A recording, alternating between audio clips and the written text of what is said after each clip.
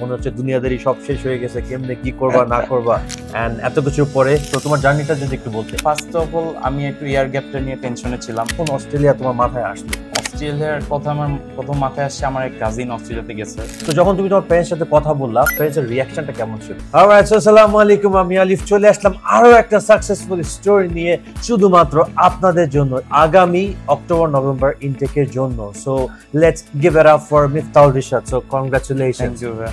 কি অবস্থা, কেমন আছো? এই তো আছি আলহামদুলিল্লাহ ভালো। সো তোমার এক্সপেরিয়েন্স একটু বলো তো, because I still remember like যখন তুমি ফার্স্টে তোমার সাথে আমার যেদিন দেখা হলো, তুমি একদম গ্রাম্পি একটা ফেস নিয়ে, মনে হচ্ছে দুনিয়াদারি সব শেষ হয়ে গেছে, কেমনে কি করবা না করবা। সো যেমনিই হোক লাইক অনেক সর অফ হার্ডশিপ ফেস করতে হয়েছে। সো অ্যান্ড এত কিছুর পরে with the fruitful result. So তোমার জার্নিটা যদি একটু বলতে। জার্নিটা ফার্স্ট অফ অল আমি একটু ইয়ার গ্যাপটা নিয়ে টেনশনে ছিলাম, যেহেতু আমি 23 ব্যাচ, নভেম্বরের রেজাল্ট। তো মানে অস্ট্রেলিয়া হচ্ছে 1 বছরের উপর বেশি ইয়ার গ্যাপ হলে একটা সমস্যা হয়, তো ওটার কারণে বেশি ফার্স্টে ছিলাম। পরে তো আপনার সাথে দেখা হলো, এই এজেন্সি খোঁজ পেলাম আমার ফ্রেন্ডের থ্রু থেকে। পরে আপনারা বললেন না সমস্যা নাই, আমরা দেখতেছি বিষয়টা। তো তারপর তো আমি তিতুমিরে ভর্তি হয়েছিলাম ইংলিশ ডিপার্টমেন্টে। তো বললেন না তোমার এখানেই হবে, সমস্যা নেই। তারপর তো আপনাদের থ্রুতে সবকিছু হইলো। আচ্ছা, সো আমরা তো মনে করো যদি প্ল্যান করি যে বাইরে যে পড়াশোনা করতে যাবো, তার আগে থেকে কিন্তু একটা হোমওয়ার্ক করে স্টার্ট করি যে আমি কোন কান্ট্রিটা চুজ করতে যাচ্ছি, কোন সাবজেক্টে পড়বো, এবং ওই পার্টিকুলার দেশে যাওয়ার জন্য বেসিক রিকোয়ারমেন্টগুলো কি কি করতে হয়, যে হোমওয়ার্কগুলো। সো ওটা নিয়ে তুমি যদি একটু বলতে যে ফার্স্ট থিং লাইক কখন অস্ট্রেলিয়া তোমার মাথায় আসলো যে তুমি অস্ট্রেলিয়াতে যাবে, এত দেশ থাকবে। অস্ট্রেলিয়ার কথা আমার প্রথম মাথায় আসছে, আমার এক কাজিন অস্ট্রেলিয়াতে গেছে, ও সুইনবার্ন ইউনিভার্সিটিতে গেছিল।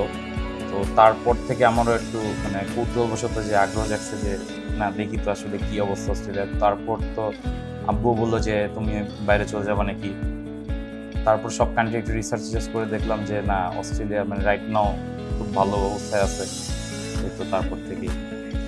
ওকে, আর যখন তুমি তোমার প্যারেন্টস সাথে শেয়ার করলা যে ঠিক আছে, লাইক আমি সবসময় একটা জিনিস বিলিভ করি যে বাইরে পড়াশোনা করা হলো, এটা হলো 3টা ডটটাকে কানেক্ট করা। ফার্স্ট ডটটা হলো যে অ্যাপ্লিকেন্টটা, যে স্টুডেন্টটা, তার যে বেসিক যে রিকোয়ারমেন্টটা, একাডেমিক রিকোয়ারমেন্টস, ওটা ম্যাচ আপ করতে পারছে কিনা। সেকেন্ড হলো পেরেন্টসের, এটা like one of the most important aspect, সেটা হচ্ছে যে লাইক ফাইন্যান্সিয়াল সলভেন্সিটা, যে তুমি যে পার্টিকুলার কোর্সটা করতে যাচ্ছ ওখানে যে তুমি ফাইন্যান্সিয়ালি সলভেন্ট কিনা, ওগুলোই করতে পারবা কিনা। সো ওটা রিকোয়ারমেন্ট। অ্যান্ড থার্ডটা আমরা আছি যে যখন আমাদেরকে এগুলো দেবে, সো আমরা অ্যাসেস করে তোমার জন্য বেস্ট একটা প্ল্যাটফর্ম সেট করে দেবো, যেটা থ্রুতে তুমি অ্যাটলিস্ট একটা বেটার কিছু লাইফে করতে পারো।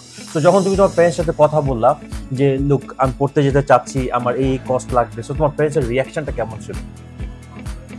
আব্বু তো একটু শুরুর দিকে কনফিউজ ছিল যে কিভাবে কি কত কি লাগবে, এগুলো জানতো না, এগুলো সম্বন্ধে ছিল না। পরে আপনাদের কাছে আসে সব তথ্য শুনলাম, সব শেয়ার করলাম, তারপর আব্বুকে বললাম। তারপর তো আব্বু বলছে আচ্ছা ঠিক আছে, এখন প্রিপারেশন শুরু করো তোমার। তারপর তো আপনারা সবকিছু দেখলেন খুব স্মুথলি। ওকে, সো আর একটা জিনিস আমাকে একটু বলো তো যে তুমি কোন সাবজেক্টে যাচ্ছ, অলরাইট, আর কোন ইউনিভার্সিটিতে যাচ্ছ, and as I mention October নভেম্বরে যাচ্ছ। সো এটা যদি আমি হোটেল ম্যানেজমেন্ট এন্ড ট্যুরিজম সাবজেক্টে যাচ্ছি টরেন্স ইউনিভার্সিটিতে, সিডনি। ওকে, সো এত সাবজেক্ট একটা হোটেল ম্যানেজমেন্ট কেন? That too in Australia, sort of like একটু অড ম্যাচিং লাগছে। ম্যাচিং। আমার ব্যাকগ্রাউন্ড হচ্ছে আর্টস, ও arts related hotel management tourism right now একটা খুব ভালো অবস্থায় আছে, চাহিদা আছে, ডিমান্ড আছে, তো এটার কারণে আর চুজ করা। ওকে, ফেয়ার এনাফ, বাট সবকিছুর ঊর্ধ্বে তোমার সবসময় মনে রাখতে হবে যে তুমি একটা লাইক গোল নিয়ে যাচ্ছ, যেটা তোমার অ্যাচিভ করতে হবে। So study should be your top most priority. Like so দোয়া করে তুমি ভালোভাবে যাও, ওখানে যে তোমার যে আশা আকাঙ্ক্ষা আছে ওটা তুমি পূরণ করো, ভালোভাবে তোমার ডিগ্রিটা অর্জন করে তুমি যেন একটা বেটার কিছু করতে পারো, তারপরে তোমার বাবা মা, তোমার ভাইয়ের জন্য কিছু করতে পারো এবং দেশের জন্য কিছু করতে পারো। তুমি যদি চাও যে তোমার কোনো ফ্রেন্ড সার্কেল বা কেউ একজন তারা যদি তোমার এখানে আসছে, তাদের উদ্দেশ্যে তুমি কিছু যদি বলতে চাও। তাদের উদ্দেশ্যে বলতে চাই যে আপনারা অ্যাটলিস্ট একবার করে হইলেও এখানে আসবেন, ঘুরে যাবেন, এইটুকুই। ওকে, আর একটু শর্ট করে বলছি যে তোমার সোফার জার্নিটা কেমন ছিল এনজেড গ্লোবাল এডুকেশনের সাথে? খুবই ভালো ছিল। আমার নিজে থেকে কোনো এক্সট্রা কোনো প্রেশার নিতে হয়নি, তারাই সবকিছু স্মুথলি করে দিছে। বিশেষ করে আলিফ ভাই, আরিফ ভাই সবকিছু কাজ করেছে, আমি এটা নিয়ে কোনো হ্যাসেলে ছিলাম না। অলরাইট, সো যেটা জন্য আমরা এত কিছু করা, the much awaited visa. So let me hand this over to you. So heartiest congratulations. Thank you. আর এটা হলো আমাদের পক্ষ থেকে ছোট্ট একটা গুডি, যে তুমি বাইরে পড়তে যাচ্ছ, তোমার মোটিভেশনটাকে যেন অন্য লেভেলে নিয়ে যায়, so that you can do something for yourself, for your country. And to all the people out there যারা রিশাদের মতো যদি বেটার কিছু করতে চান, আপনার স্বপ্নটাকে যদি পূরণ করতে চান অস্ট্রেলিয়া গিয়ে, so definitely you just have to come to us with all your required documents.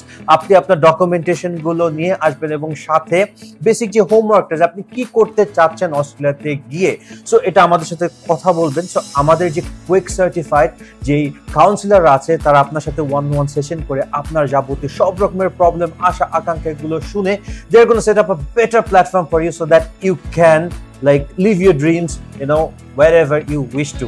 So definitely এই আশা নিয়েই কিন্তু আমি আলিফ আপনাদেরকে সবাইকে আমন্ত্রণ জানাচ্ছি আমাদের অফিসে। আমাদের ঠিকানাটা হচ্ছে level 4 NI tower, road number 10, block E Banani.